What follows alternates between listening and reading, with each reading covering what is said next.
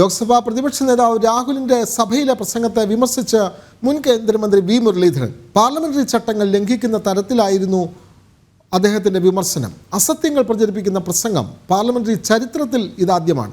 പരാമർശങ്ങൾ പിൻവലിച്ച് രാഹുൽ ജനങ്ങളോട് മാപ്പ് പറയണമെന്നും തിരുവനന്തപുരത്ത് വി മുരളീധരൻ ആവശ്യപ്പെട്ടു.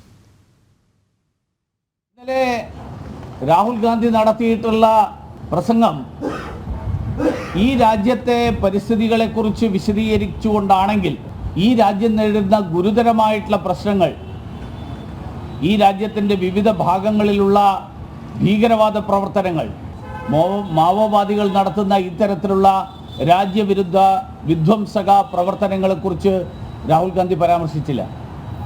രാഹുൽ ഗാന്ധി ചൈനയെക്കുറിച്ച് പറയുമ്പോൾ ജവഹർലാൽ നെഹ്റുവിൻ്റെ കാലത്ത് ചൈന കൈയടക്കി വെച്ച 10,000 കിലോമീറ്റർ ചതുരശ്ര കിലോമീറ്റർ വരുന്ന ഭൂമിയെക്കുറിച്ച് രാഹുൽ ഗാന്ധിക്ക് മിണ്ടാട്ടമില്ല.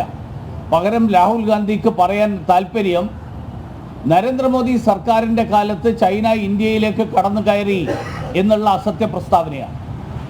പാകിസ്ഥാൻ നടത്തുന്ന പ്രകോപനങ്ങളെക്കുറിച്ച് രാഹുൽ ഗാന്ധിക്ക് ഒരക്ഷരം പറയാനില്ല.